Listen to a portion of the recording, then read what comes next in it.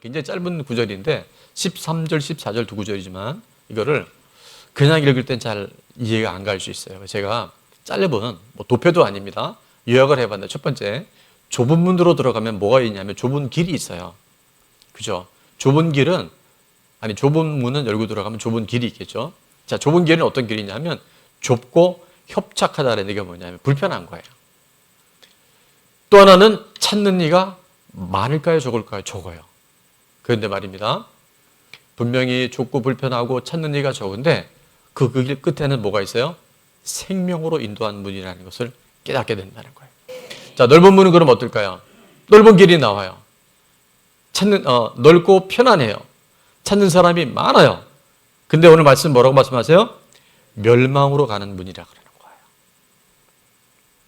오늘 주님께서 왜 이 말씀을 주셨는지를 잘 들을 수 있기를 축원합니다. 그래서 잠언 14장 12절에 보면 어떤 길은 사람이 보기에는 잘 가는 것 같은데 필경 그 끝에는 뭐라고요? 사망의 길이 있다고 말씀하세요.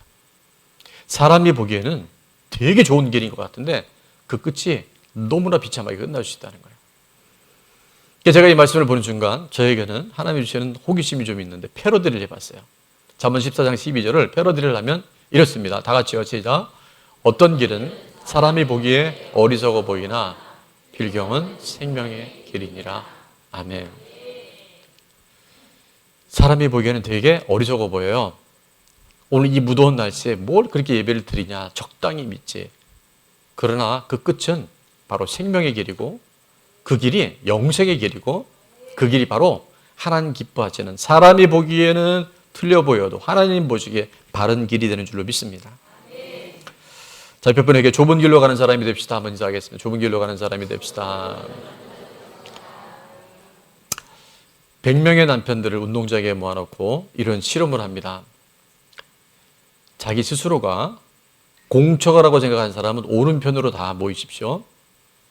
공처가 아니라고 생각하는 사람은 반대편에 서십시오. 이렇게 실험을 했어요.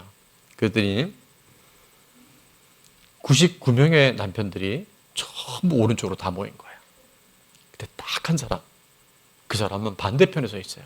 그래서 수많은 사람들이 박수를 쳐주고, 아니 도대체 이 시대에 어떻게 그렇게 살 수 있냐고, 그 비결이 뭐냐고. 그랬더니 이렇게 답을 합니다. 사실은요, 오늘 아침에 우리 집사람이, 누가요? 우리 집사람이 사람 많이 모이는 곳에 가지 말라 그랬다고. 진짜 무서운 공처갑니다. 자, 오늘 좁은 문, 좁은 길에 대해서 주님 말씀하시는데 돌발 퀴즈를 하나 낼게요. 좁은 문은 무슨 문일까요? 좁은 문은 어떤 문일까요? 비싼 문? 네, 알고 있는 분들이 많은데 제가 이번 주 말씀을 준비하면서 많은 주석책과 논문과 또 목사님들 설교집을 보니까 이 좁은 문에 대한, 좁은 길에 대한 설교가 정말 어마무시하게 많아요. 어떤 분이 그랬더라고요. 2000년 기독교 역사상에 이 좁은 문에 대한 설교만 해도 한 사람이 태어나서 죽을 때까지 이 설교만 들어도 많을 만큼 많은 해석들이 있어요. 근데 저는 그 좁은 문이 무엇인지를 이렇게 성령님께서 가르쳐 주셨어요. 이게 뭐냐면 요한복음 10장 7절에 이렇게 말씀합니다. 그러므로 예수께서 다시 이르시되 내가 진실로 진실로, 이 진실로 진실로는 원어에는 아멘 아멘이라고 말씀하세요. 너희에게 말하노니, 예수님이 누구라고요? 양의 문이라고 말씀하세요. 좁은 문은 바로 예수 그리스도인 줄로 믿습니다. 요한복음 10장 9절에 계속해서 주님이 이렇게 말씀하시는데 한번 같이 읽어볼까요? 시작. 내가 문이니 누구든지 나로 말미암아 들어가면 구원을 받고 또는 들어가며 나오며 꼴을 얻으리라. 아멘. 양의 문이 되신 예수님, 우리 인생에 도저히 들어갈 수 없는 천국의 문이 되어주신 예수님을 우리 마음에 모시고 그 예수 그리스도와 함께 살아가면 예수님으로 말미암아 그 문에 들어갈 때 뭘 받고요? 구원을 받고, 또 그 양의 문이 되신 예수님과 함께 살아가면서 꼴을 얻게 되는 줄로 믿습니다. 마귀는 영원토록 살 수 있는 우리들을 거짓말을 통해서 네가 하나님 될 수 있어. 선과 악을 네가 분별할 수 있어. 그래서 우리가 영원히 살 수 있는 존재가 결국 죽을 수밖에 없는 존재를 만들었는데 요한복음 10장 10절은 이렇게 말합니다. 도둑이 왜 왔냐면 하나님이 우리 주신 것을 도둑질하고 빼앗는 거예요. 두 번째는 우리가 육신의 죽음을 맞게 되고 그 다음에 영원한 멸망으로 던져버리게 만들려고. 이게 누구예요? 도둑, 마귀, 사탄, 귀신, 옛뱀, 이게 하는 짓이에요. 그런 우리들을 예수님이 어떻게 양의 문으로 오셔서 이렇게 하십니다. 내가 온 것은, 예수님이 온 것은, 자, 내가 온 것은 다 같이 읽어봅니다. 시작. 내가 온 것은 양으로 생명을 얻게 하고 더 풍성히 얻게 하려는 것이라. 아멘. 여러분, 예수님을 문으로, 예수님을 주인으로 모시고 살아가면, 주님이 우리의 왕이 되시면 우리가 죽었던 우리들이 영원한 생명을 얻어요. 아멘. 더 중요한 건 생명을 얻는 것을 끝나지 않고 더 풍성한 생명을 우리에게 주시는데, 그거는 우리가 잘 먹고 잘 산다는 게 아니라 그 풍성한 생명은 반드시 흘러가게 되는 줄 믿습니다. 아내에게, 남편에게, 믿지 않는 가족과 이웃들에게, 지체들에게 이 풍성한 생명이 반드시 흘러가게 될 줄로 믿습니다. 자, 그럼 또 하나 퀴즈입니다. 좁은 길은 뭘까요? 날씨 더운데 오늘 목사님 이렇게 질문을 많이 하시나? 질문을 해야 여러분이 뭔가 이게 들려요. 자, 좁은 길이 무엇일까요? 말씀. 예. 자, 요한복음 14장 6절에 보면 그 길이 누군지, 무엇인지 말씀하는데, 예수께서 이르시되 내가 곧 누구라고요? 길이다, 진리다, 내가 생명이다고 약속해 주세요. 그래서 예수님으로 말미암지 않고는 어디로? 아버지께로, 다른 말은 천국으로 갈 길이 없다는 거예요. 그래서 예수님이 유일한 길이에요. 아까 우리 학생부의 사진에 보면 only way라고 하는 거 혹시 보셨어요? 예, 내 아들 보느라고 잘 못 봤죠? only way는 뭐냐면 Jesus is way인데, I am the way인데 유일한 길이라는 거예요. 예수님만이 유일한 길이라는 거예요. 자, 좁은 문으로 들어가려면 우리가 두 가지로 말씀을 정리할 텐데, 첫 번째는 화면 보면서 시작. 예수님 외에는 구원이 없음을 알아야 합니다. 아멘. 예수님 외에는 구원이 없습니다. 옆에 분에게 시작. 사도행전 4장 12절에 보면 이렇게 말씀하죠. 다른 이로서는 구원을 받을 수 없나니 천하 사람 중에 구원을 받을 만한 다른 이름을 우리에게 주시니 없음이라. 아멘. Jesus Christ, 예수 그리스도 외에는 다른 구원의 문은 절대 없습니다.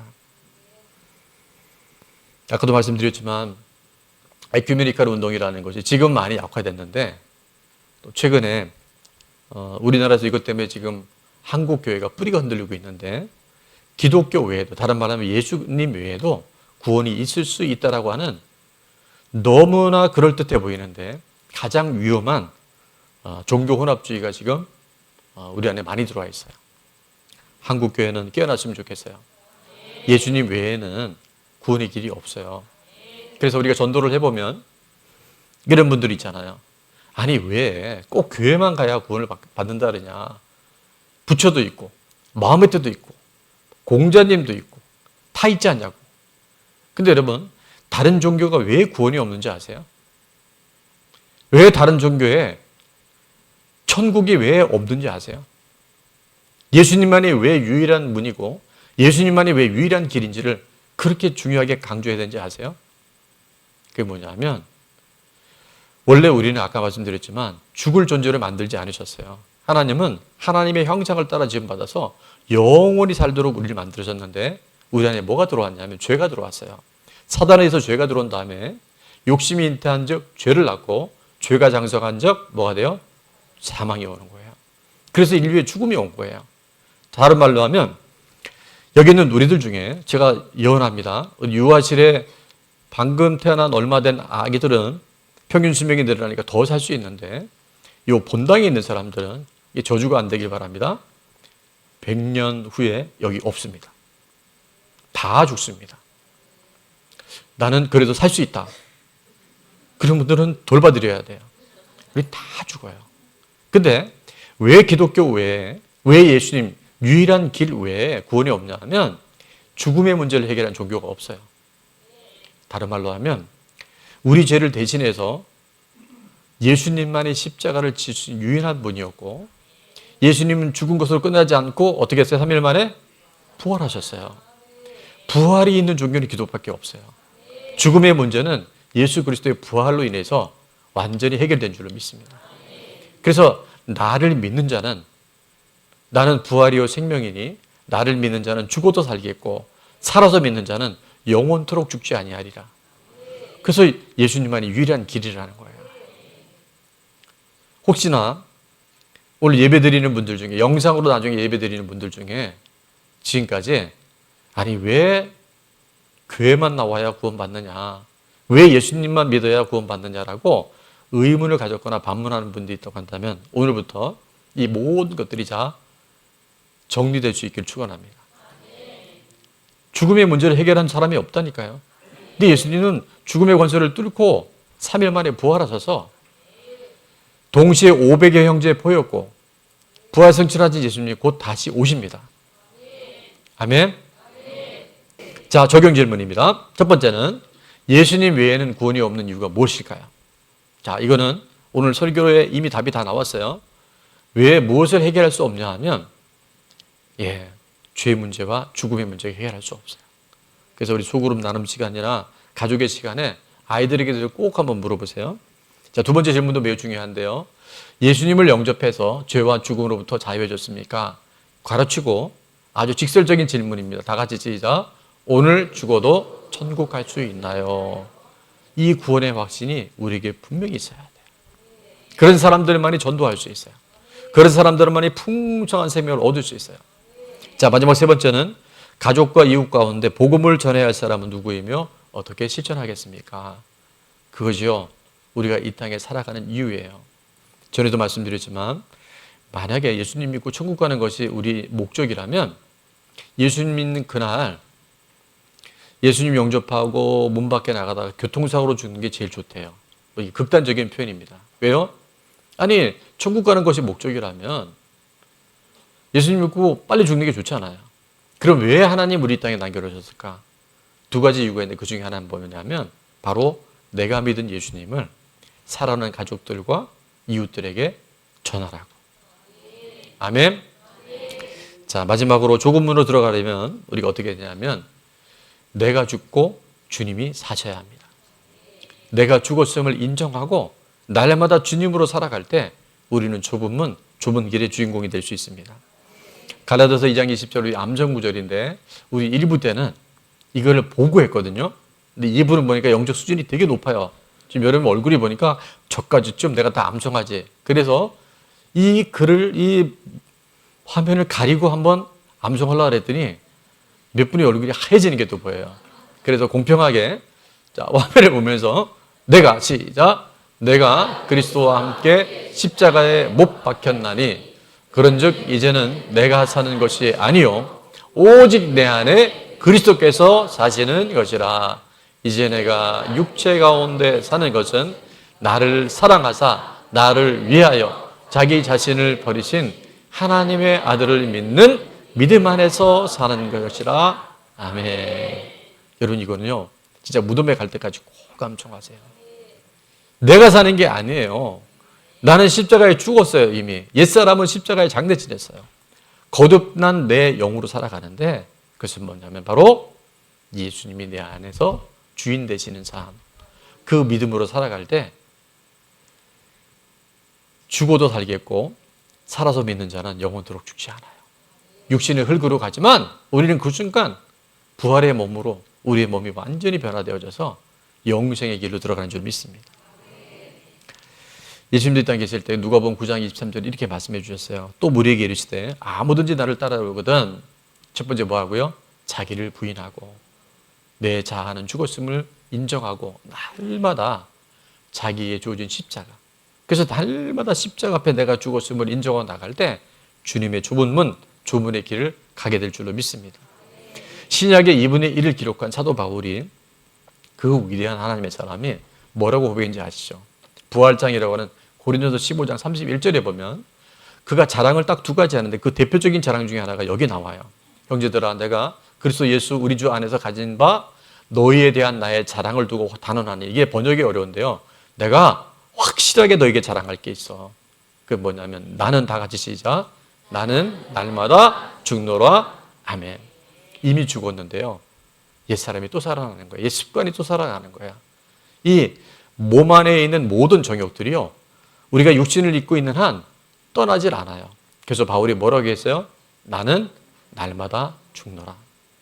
옆에 분에게 나는 날마다 죽습니다. 인사합니다. 죽었는데 또 죽어야 돼요.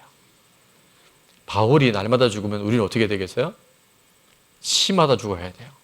분마다 죽어야 돼요. 아니요, 초마다 죽어야 돼요. 그때 우리는 주님이 사시는 삶, 좁은 길을 가는 줄 알았는데 그 길이 바로 영생의 길을 우리가 살아가게 될 줄로 믿습니다. 김포 시민이 50만 명 정도 된대요. 저는 이런 궁금한 점을 가졌어요. 오늘 이 주일날 더구나 이 여름 휴가철에 몇 명의 사람들이 예배를 드리러 왔을까? 온전한 주일 성수를 할까? 좀 궁금하더라고요. 한 몇 명이나 할까요? 예? 최근에 주일 성수 못한 분은 갑자기 막 찔릴 텐데 어쨌든 이 무더위와 휴가철에 남들이 볼 때는 야, 꼭 그렇게까지 교회 가야 되냐? 그렇게까지 주일 섬겨야 되냐? 지난주에 보셨지만 목요일부터 금요일, 토요일, 오늘까지 이 여름 성경학교가 진행이 되는 수련회가요. 이게 보통 날씨가 아니에요. 물론 에어컨이 있는 실내도 있지만 밖에서 움직이는 활동도 되게 많아요. 근데 그 길을 가는데 어디 저 자연으로도 가고 뭐 해외여행도 가는데 왜 그렇게 살아갈까? 왜 좁은 길 좁은 문으로 갈까? 제가 헌신하고 봉사하는 리더들이나 선생님들을 보니까요. 얼굴에 세상에서 놀고 먹고 즐기는 것과 비교할 수 없는 기쁨이 있더라고요. 진짜 누가 그랬잖아요. 왜 그렇게 돈 벌려고 물어봤더니 맛집과 해외여행이래요. 지금 우리가요. 이거 못 벗어납니다. 근데 그 끝에는 늘 허전해요. 늘 공허해요. 더 가지지 못하면 또 마음 안에 헛헛함이 다가와요. 그런데 좁은 길을 가잖아요. 좁은 문으로 가잖아요. 남들이 볼 땐 되게 바보 같은데 그 길에 기쁨이 있고요. 그 길에 얼마나 주님 평강이 있는지 몰라요. 개척 초기에 이런 일이 있었어요.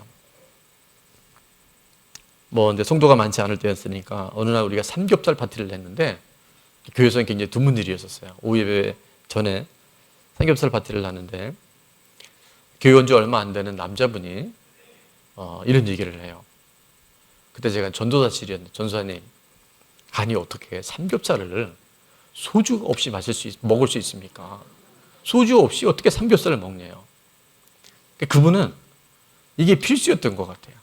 근데 3개월인가 한 6개월 지난 다음에 하루는 저보고 그러더라고요.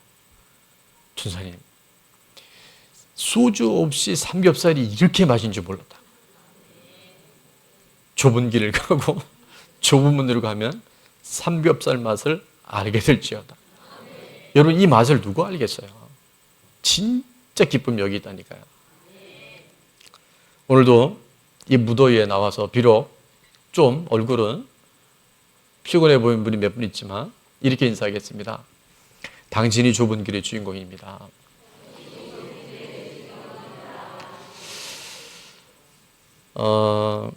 우리 24주년 이제 기념주를 보내면서 제가 평신도로 있다가 사업을 하다가 이제 늦게 40이 돼서 목회를 시작했잖아요. 쉽지 않더라고요. 이 좁은 문, 좁은 길이 그렇게 녹록하지는 않았어요. 중간중간에 어려움도 많이 있었고 또 건강 때문에 뭐 암 수술하고 이럴 때 보면 그때 드는 생각은 이랬었어요. 내가 이렇게 어려운 길인 줄 알았으면 목회를 했을까?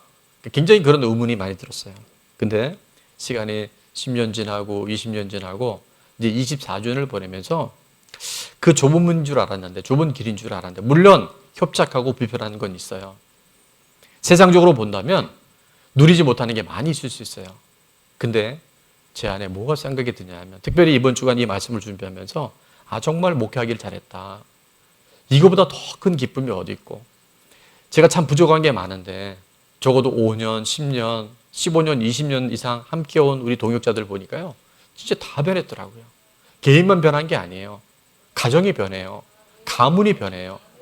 여러분, 이 좁은 문과 좁은 길이 되게 불편할 것 같은데 그 길 끝에는 주님이 기다리고 계시고 주님이 늘 위로해 주시고 주님이 그 삶 가운데 함께 하신 줄로 믿습니다.